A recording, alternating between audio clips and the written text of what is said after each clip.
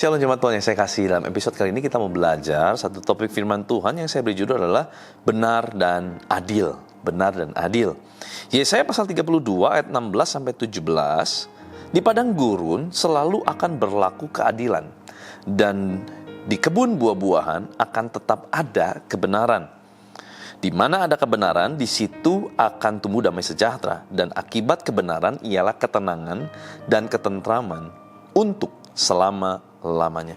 Saudara, di sana dikatakan di padang gurun isinya adalah keadilan. Tapi kebun buah-buahan karena ada roh Allah maka berisi kebenaran. Saudara, adil itu belum tentu benar.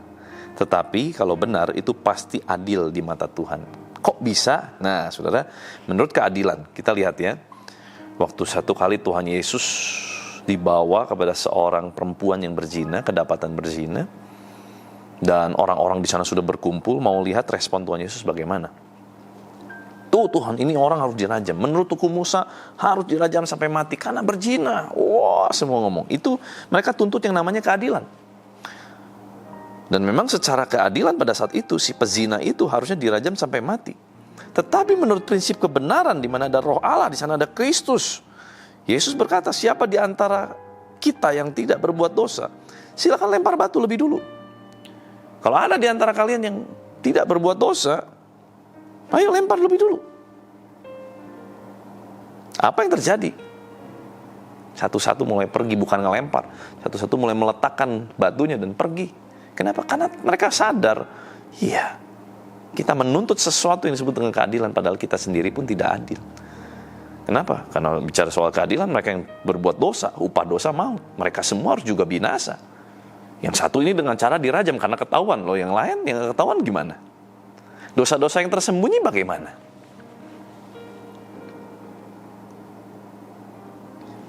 Menurut salah satu tafsir, saudara ya, salah satu tafsir teolog, waktu Yesus dibawa kepada perempuan yang kedapatan berzina, semua orang mengharapkan Yesus ini untuk mendukung mereka untuk melakukan yang namanya pembunuhan atas dasar perzinahan. Tetapi yang Yesus lakukan, barang siapa ada di antara kalian tidak berbuat dosa, silakan lempar lebih dulu. Lalu berikutnya Tuhan ngapain? Tuhan menunduk ke tanah dan menulis-nulis di tanah. Alkitab tidak mencatat apa yang Tuhan tulis. Tetapi menurut penafsiran para teolog ini, mereka berkata, yang Yesus mulai tulis apa? Yesus mulai tulis dosa demi dosa dari orang-orang yang ada di sana. Mungkin orang yang melihat Yesus nulis apa sih? Bohong, semalam berbohong. Mungkin ada orang yang bilang gini, aduh itu gua, ya gua salah gua juga berdosa Dia mulai letakkan batunya, dia mulai pergi. Satu demi satu Tuhan mulai tulis terus dosa-dosa mereka, sampai mereka sadar, iya ya, gua nuntut keadilan kepada orang yang berbuat dosa, padahal gua sendiri mendapat kasih karunia karena Tuhan membawa mereka tidak dihukum karena dosa mereka. Nah, saudara, ini bicara mengenai kebenaran atau keadilan. Tetapi kebenaran bilang begini, bukan berarti kan setelah selesai semua tidak ada seorang pun di sana. Perempuan itu berdiri melihat, ternyata tidak ada seorang pun. Perempuan itu menghampiri Yesus dan Tuhan berkata, hei, jangan berbuat dosa lagi. Tidak ada seorang pun menghukummu, aku pun tidak. Tetapi jangan berbuat dosa lagi. Itu disebut dengan kebenaran. Kebenaran mengubahkan hidup seseorang. Keadilan hanya menuntut seseorang. Kebenaran mengubah jalan hidup seseorang. Tetapi keadilan hanya bisa menuntut orang untuk melakukan apa yang tampaknya benar, padahal belum tentu benar. Itu keadilan. Keadilan akan penuh dengan tuntutan. Tetapi kebenaran akan penuh dengan buah-buah kebenaran. Makanya disebut dengan kebun buah-buahan. Karena kebenaran akan menghasilkan buah-buah kebenaran. Buah-buah yang dapat dinikmati oleh diri kita dan banyak orang. Buah-buah yang dapat menolong orang lain, menyehatkan orang lain. Itu buah-buah kebenaran, saudara. Mari hari-hari ini kita letakkan prinsip-prinsip keadilan. Prinsip-prinsip kita menuntut orang lain. Saat kita diperlakukan tidak sama orang lain, kita bilang, kenapa dia boleh, gua enggak?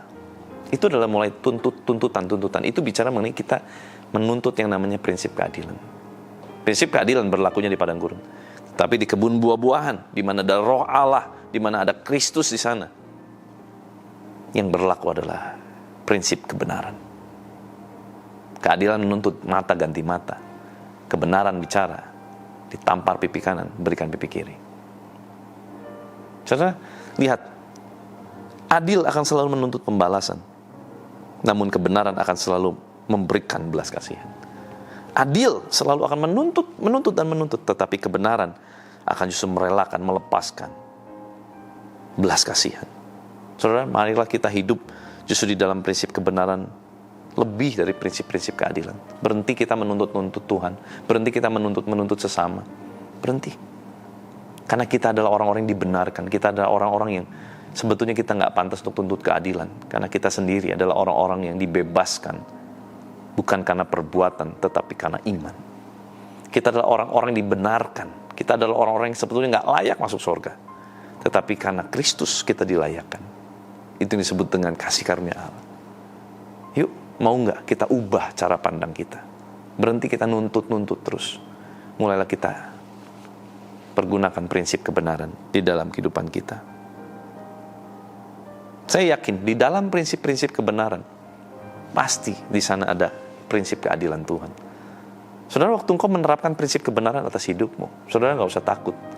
Tuhan pasti akan berlaku adil dalam hidupmu. Tuhan pasti akan berlaku yang fair buat setiap kita. Yuk kita berdoa. Tuhan, terima kasih buat firman-Mu mengajar kami hari ini dengan luar biasa tentang bagaimana kami harus punya yang namanya prinsip kebenaran di atas prinsip keadilan.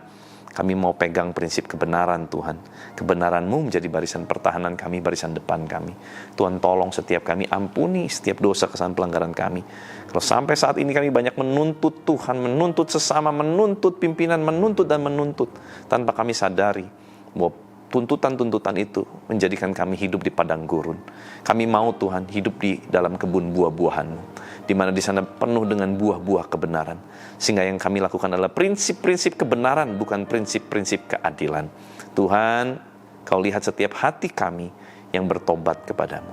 Kiranya Tuhan, Kau yang lembutkan setiap hati dari umat-Mu. Tuhan, Kau yang berkati umat-Mu dalam segala aktivitas mereka sepanjang hari ini. Kami serahkan dalam tangan belas kasihan-Mu.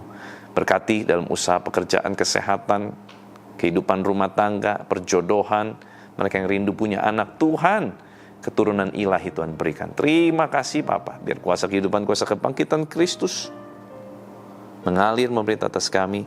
Di dalam nama Tuhan Yesus, haleluya, sama-sama katakan amin. Tuhan Yesus memberkati.